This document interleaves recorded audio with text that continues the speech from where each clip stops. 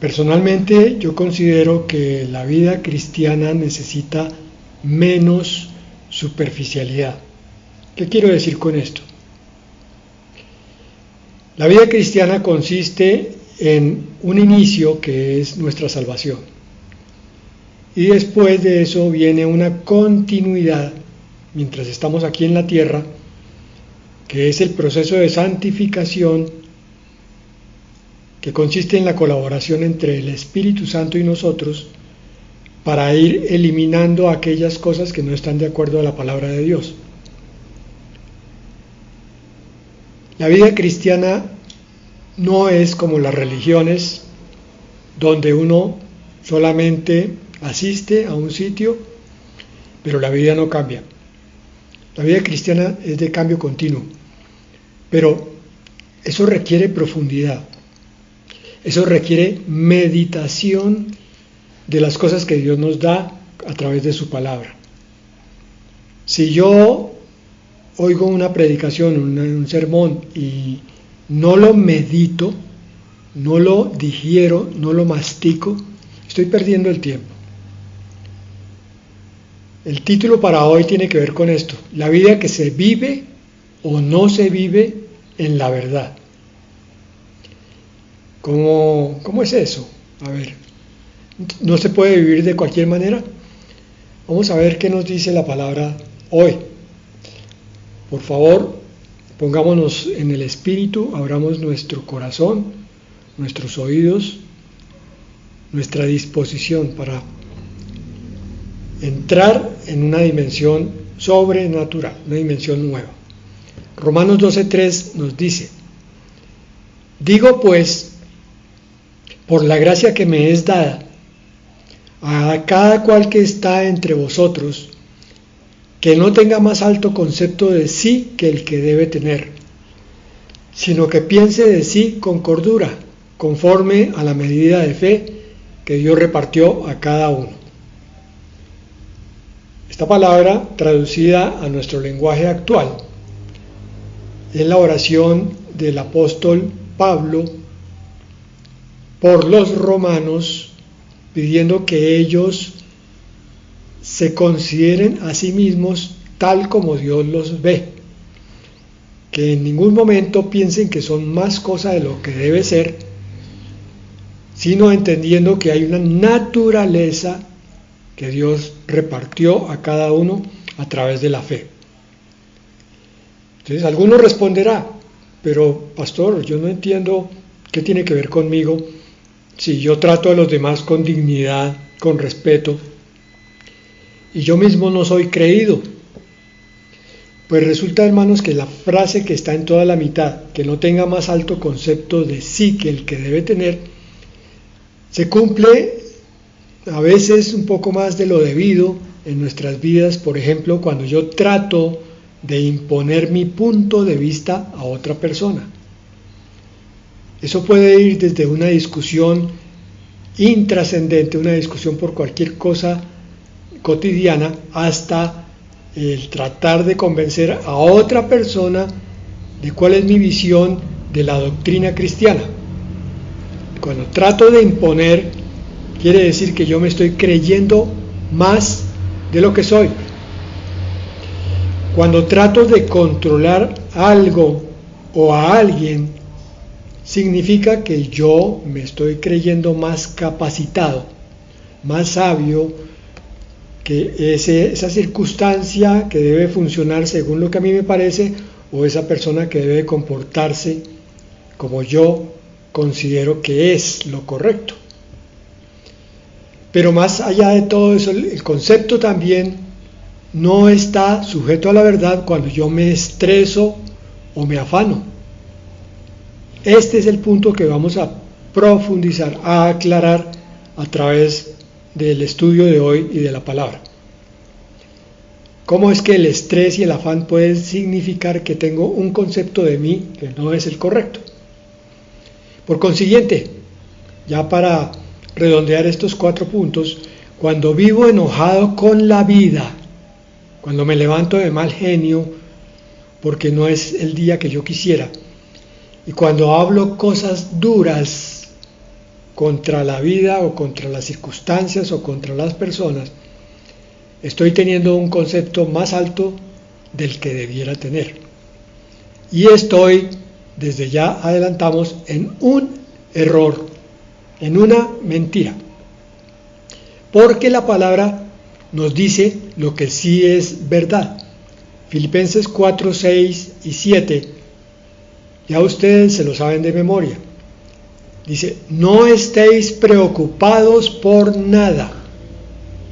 Preocupado significa que yo estoy ocupado antes de tiempo con una circunstancia, por eso es preocupado.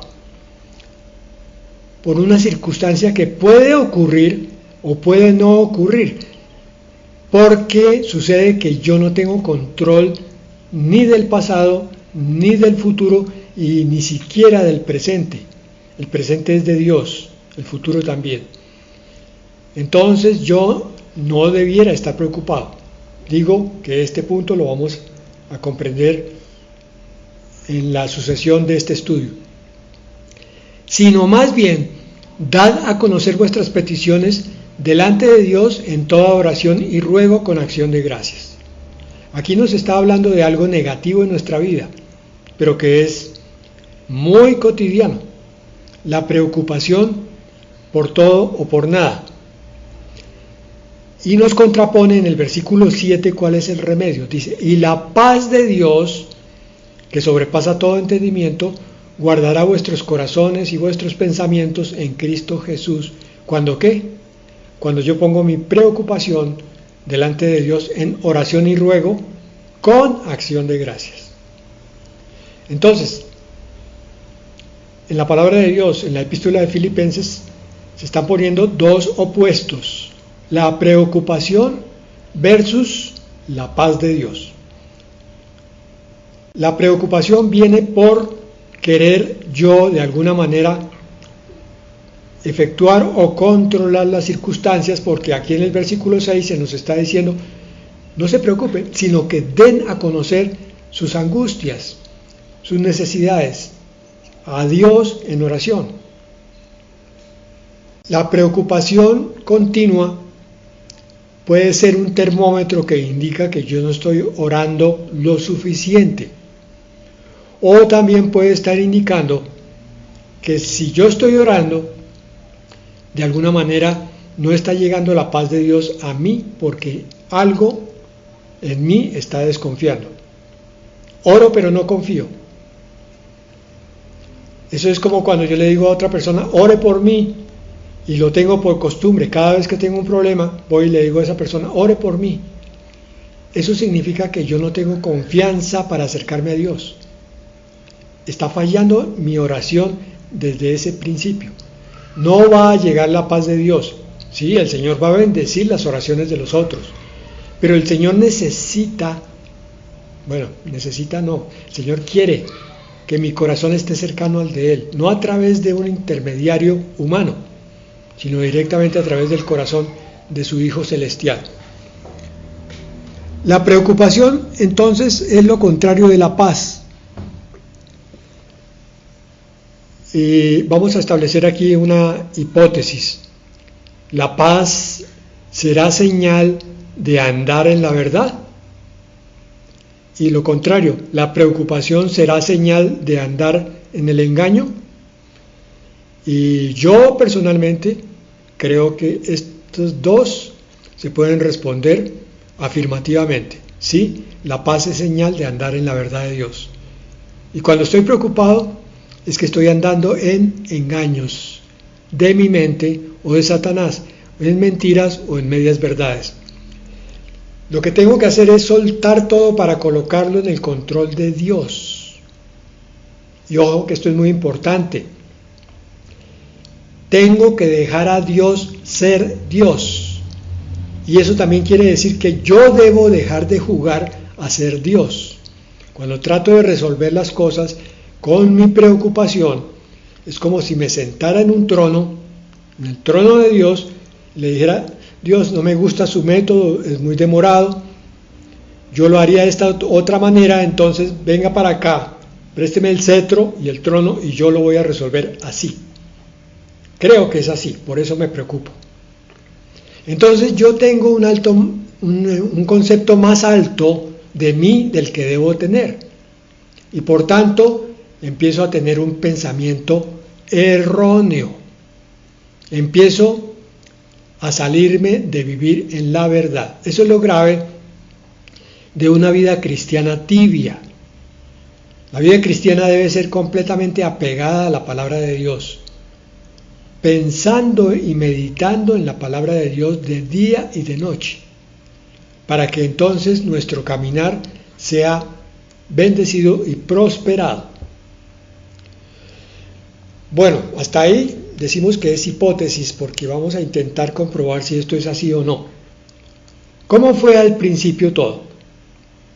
Para eso tenemos que irnos al libro de Génesis, en el capítulo 1, en el versículo 31.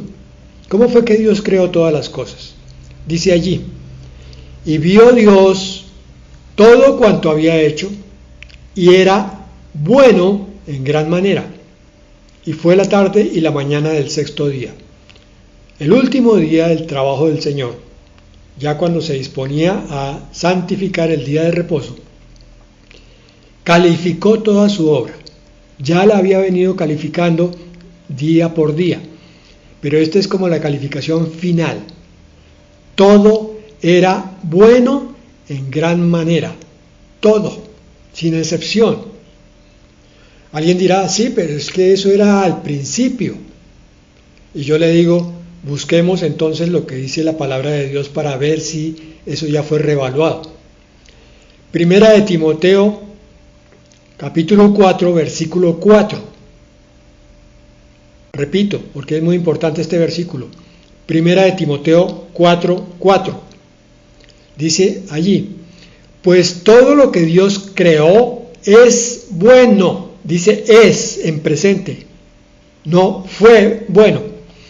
Dice, todo lo que Dios creó es bueno y nada es despreciable si se toma con acción de gracias, ya que por la palabra de Dios y por la oración es santificado. Entonces, un momento, bajémosle al acelerador y no vamos a sacar la conclusión de que entonces todo lo actual es bueno, porque Primera de Timoteo 4:4 nos dice que es bueno y no se debe despreciar con una condición: si se toma con acción de gracias, ya que por la palabra de Dios y por la oración es santificado.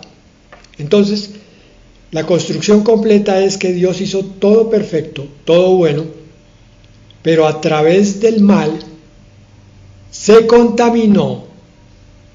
Y hoy en día hay que volverlo a consagrar a Dios a través de hablar la palabra de Dios, dice versículo 5, ya que por la palabra de Dios y por la oración es santificado. Santifico las cosas a través de la palabra y la oración. Si la palabra lo dice y si oras por ello, ¿qué va a pasar? Tus malos momentos pueden ser santificados y las personas difíciles pueden ser santificadas. Claro, con las personas pues tenemos que esperar la voluntad de ellas, a ver si quieren ser santificadas o no, pero igual tu oración de alguna manera va a ser oída y va a tocar a esos corazones difíciles y a esas circunstancias complicadas, para volver un entorno que estaba contaminado por el pecado, que lo vamos a ver a continuación, en una situación santificada. Y esto es vital, porque entonces no se trata de decir que es que fulano es malo, o es que el televisor es malo. Se trata de cómo se tome en la verdad de Dios. Las cosas que pueden ser usadas para el mal también pueden ser usadas en su mayoría, no todas, pero en su mayoría, para el bien a través de la santificación de la oración. ¿Sí ven por qué necesitamos nosotros ese proceso de santificación también? Porque veníamos muy contaminados. Entonces tiene que salir de nosotros la parte que Satanás había puesto para que quede solamente la creación buena de Dios. ¿Cómo lo pervirtió el mal? Esa creación perfecta. ¿Y cómo sigue pervirtiendo las cosas? Génesis 3:1 al 5 dice: pero la serpiente, el más astuto de todos los animales del campo que Dios el Señor había hecho, le dijo a la mujer. Astuto quiere decir que tiene la habilidad o la capacidad para lograr algo, y muchas veces a través del engaño. Satanás es astuto. Y hay personas en este mundo que son también muy astutas. Con esas personas hay que tener muchísimo cuidado, porque son hábiles para engañar.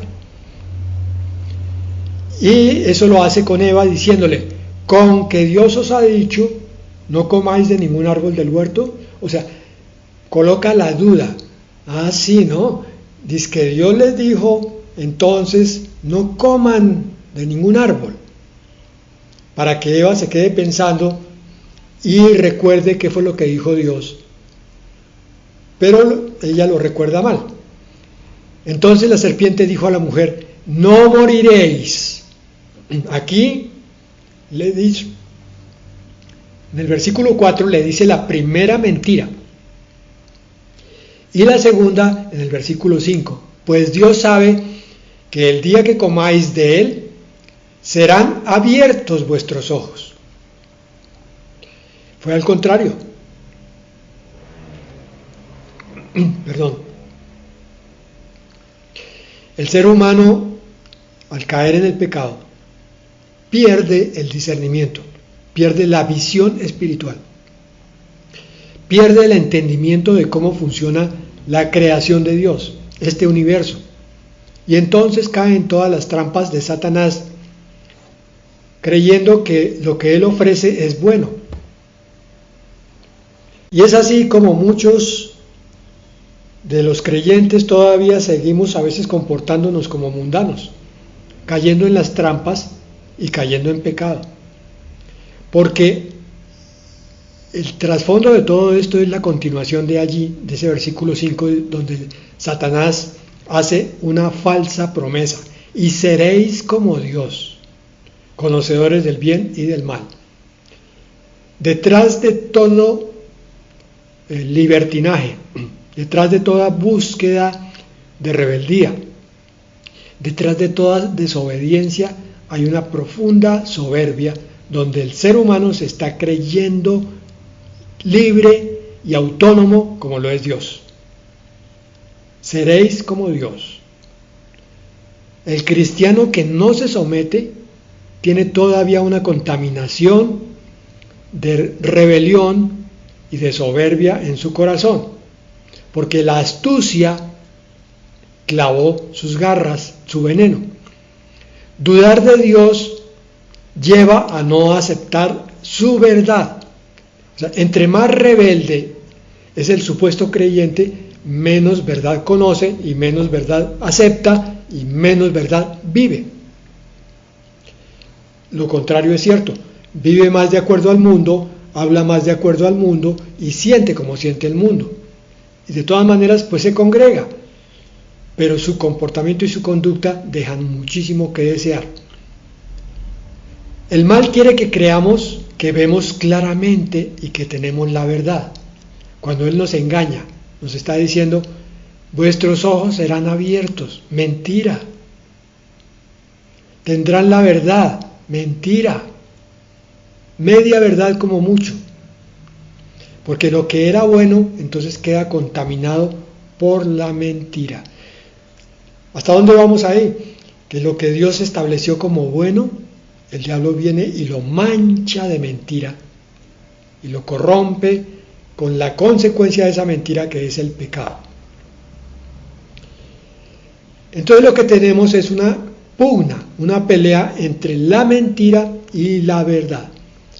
En Juan 8:44 el Señor nos enseña quién es el autor de todo esto. Le dice a los fariseos: vuestro padre es el diablo y queréis cumplir los deseos de vuestro padre. Claro, porque sois religiosos, porque no habéis entendido el espíritu de la palabra, porque no queréis que el Señor Jesucristo sea vuestro Rey.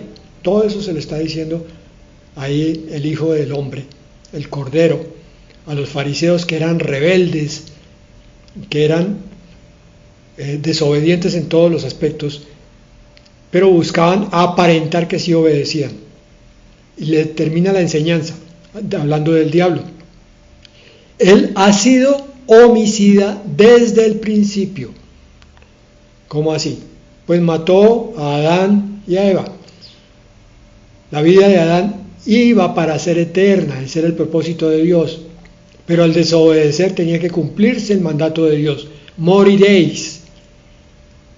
El que los mató literalmente fue Satanás, homicida desde el principio, y no ha permanecido en la verdad, porque no hay verdad en él. Nada que provenga de Satanás, ni de las filosofías del mundo, ni de las religiones, ni de los conceptos mundanos, está basado o asentado en la verdad. Como mucho, vuelvo y repito, tendrá medias verdades. Cuando miente, continúa el Señor, de sí mismo habla, pues es mentiroso y padre de mentira. O sea, conclusión, todo lo que no viene de Dios es mentira. Todo lo que no viene de Dios es mentira. Porque el mundo entero está bajo el maligno. Cosas que parecen buenas en el mundo, si uno escudriña con discernimiento bíblico, va a descubrir que tiene raíces malignas. Hasta lo más bonito, lo más hermoso, lo más generoso de este mundo. Y sobre todo para nosotros mismos, el sentir, el pensar, el hablar y el actuar sin la palabra de verdad, sin la escritura, es mentira. Nuestros sentimientos están viciados, nuestros pensamientos y nuestro hablar, si no estamos basados en la verdad de Dios. Y entonces, ¿cómo hacemos para saber esto? Hermano, hoy te toca revisar las palabras con las que tú calificas la vida, especialmente esas palabras que a veces se te salen espontáneamente, palabras duras, palabras descalificadoras. Esas están reflejando algo que tiene que ser transformado en tu ser, en lo más íntimo de tu ser. Porque Juan 8:32 dice: conoceréis la verdad y la verdad os hará libres. Todas las películas de acción y de aventura se basan prácticamente en un 100% en la lucha del bien contra el mal. Porque resulta que la verdad del universo es la misma. Es la lucha de la verdad que es Dios contra la mentira que es Satanás. Dios es verdad, su palabra es verdad. Hablar como Dios habla es decir la verdad. Y actuar según la verdad es vivir en la verdad. No hay ningún trabalenguas. Esto es un pensamiento para meditar. Esto es una invitación a que evalúes y califiques tu propia vida con una oración sincera, pidiéndole al Espíritu Santo que te revele qué áreas de tu vida o de la mía están todavía contaminados por mentiras. Y lo vamos a saber porque de la abundancia del corazón habla la boca. Porque según como es el árbol, así es el fruto. Vamos a saber qué áreas están mal. Esa es la forma de hacer el diagnóstico espiritual. Obviamente para eso se necesita valentía y confesión sincera delante de Dios. Entonces, ¿miras en la mentira o en la verdad? Lucas 6:37.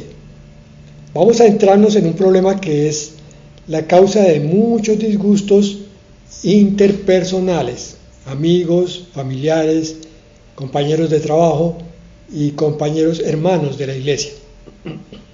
Lucas 6:37 dice: no juzguéis y no seréis juzgados, No condenéis y no seréis condenados.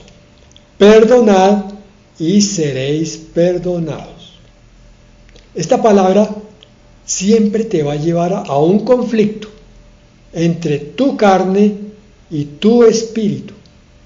La carne no quiere aceptar que se juzga, pero el espíritu dice sí. Vas a ver que hay una sola forma de juzgar, pero eso requiere profundo estudio y aprendizaje. Por lo pronto, lo sano es seguir esta palabra al pie de la letra, no juzgar y no condenar.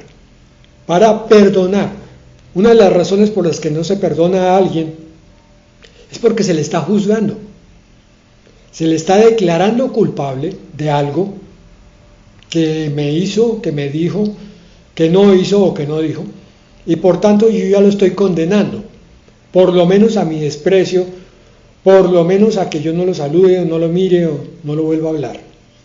Y en el peor de los casos, el deseo de él se muera. Por eso, perdonar está aquí pegado a los juicios que salen del corazón del hombre a través de la lengua.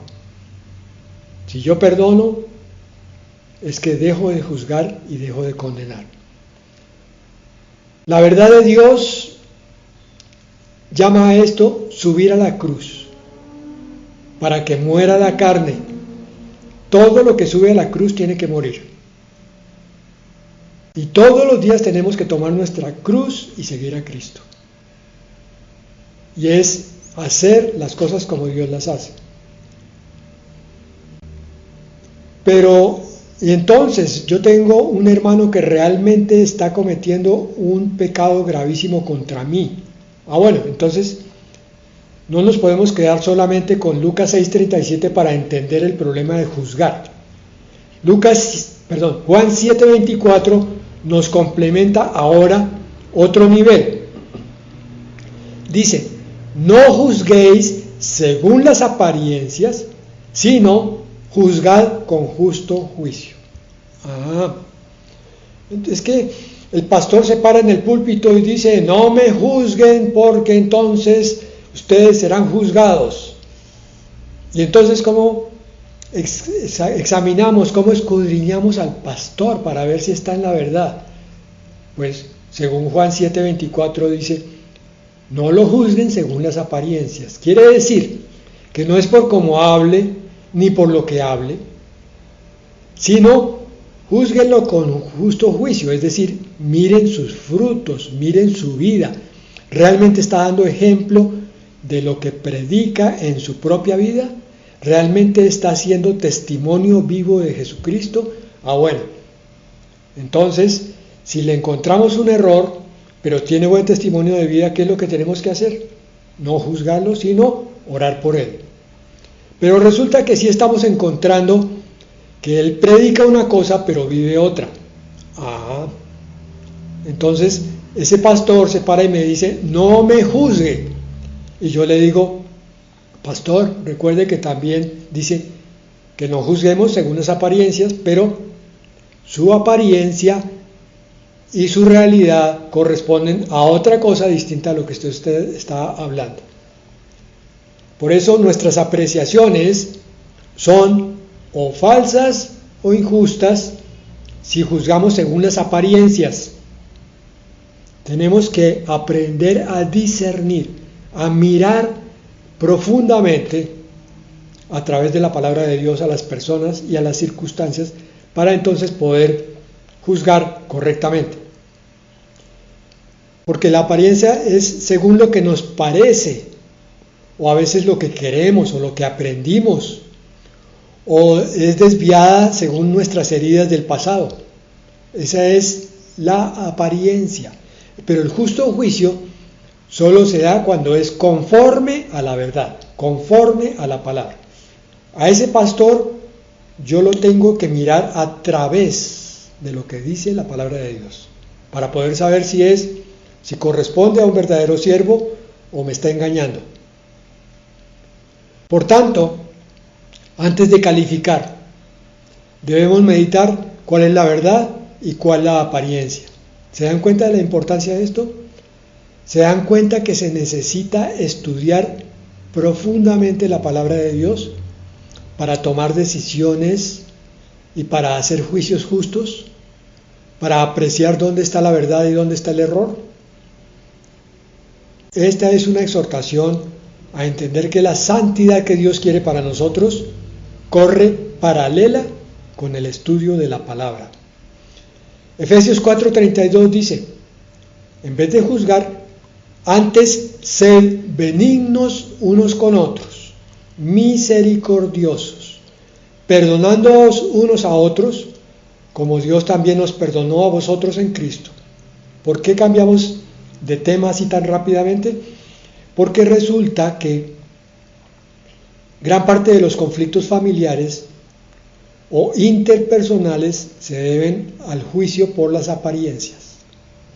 Es que a mí no me gusta cómo esa persona se comporta, porque es que de pequeño yo tuve un trauma y quedé con una herida y entonces esa persona me recuerda la herida y por tanto yo me levanto y no estoy de acuerdo con lo que él hace.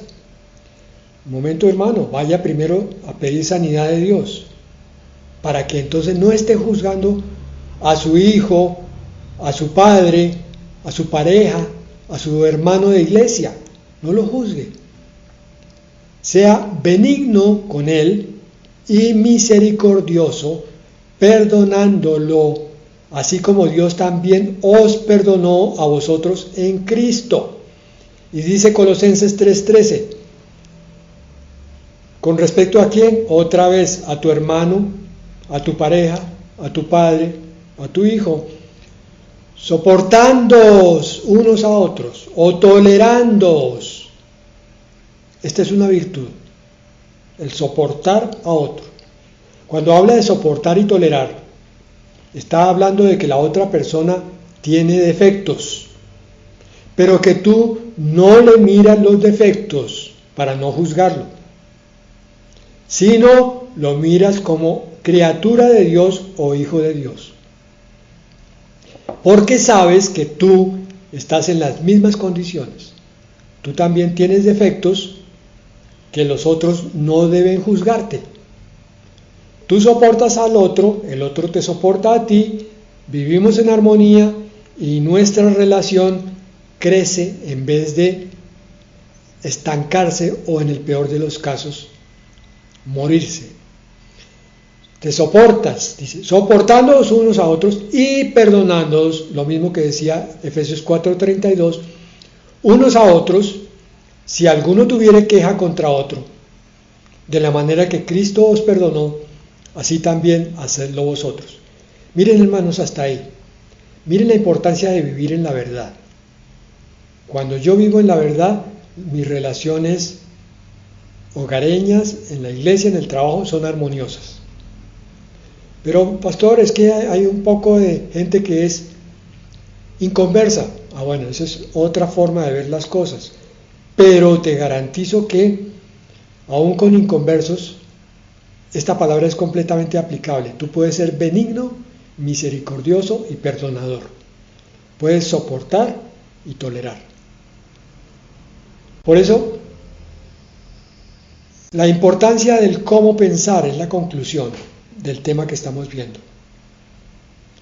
Evitad toda clase de mal, dice la primera de Tesalonicenses 5:22. Eviten toda clase de mal. No solo el pecado de robar, el pecado del adulterio, sino también el pensar mal, el hablar mal, el proceder mal injustamente. Evítenlo. Porque Proverbios 12:5 dice, los pensamientos de los justos son rectitud, mas los consejos de los impíos, engaño. Ahí está claramente. El que es hijo de Dios piensa con rectitud, piensa con la verdad. Pero el que no es hijo de Dios piensa con la mentira, con el engaño, con la falsedad. Y terminamos con dos versículos, ambos completamente conocidos y hoy repetidos. Filipenses 4:8. Por lo demás, hermanos, miren cómo empieza. Todo lo que es verdadero, Esta es la verdad de Dios. ¿Cuál? Todo lo que es honesto, lo que tiene honra, lo que merece nuestra honra. Mi esposa merece mi honra, mi hijo merece mi honra, la oveja de la iglesia merece mi honra. Todo lo que es verdadero, voy a poner aquí, en vez de la coma, 2 puntos. Todo lo honesto, todo lo justo, o sea, todo lo que es correcto, todo lo puro, todo lo que es transparente, todo lo amable, aquello sobre lo cual yo puedo derramar mi amor, todo lo que es de buen nombre, lo que está bajo el nombre de Dios. Si hay virtud alguna, si algo digno de alabanza, en esto pensad. ¿Para qué pensar en eso? Para que entonces hable todo lo que es verdadero, honesto, justo, puro, amable, de buen nombre, virtuoso y de alabanza. Tu boca tiene que hablar entonces lo que está en la palabra de Dios, que es bendición. ¿Cómo pensar la verdad? Si solo estás recibiendo la mentira del mundo. Un cristiano que está contaminado por mucha televisión, por muchas redes sociales, por mucha charla insulsa con incrédulos, por mucho pensar en cosas materiales y profanas, ¿cómo pensará en la verdad? Solamente lo puede pensar si está estudiando la verdad. Esto de honesto, justo, puro, amable y de buen nombre es lo que está en la Escritura, está en las páginas de tu Biblia. Si tú no lees las páginas de tu Biblia, no podrás pensar con la verdad, no podrás hablar en justicia. Y el Salmo 19:14, cierre de oro. Sean gratos los dichos de mi boca y la meditación de mi corazón delante de ti, Señor, roca mía y redentor mío. Mi boca es el termómetro de mi vida espiritual. Amén y amén.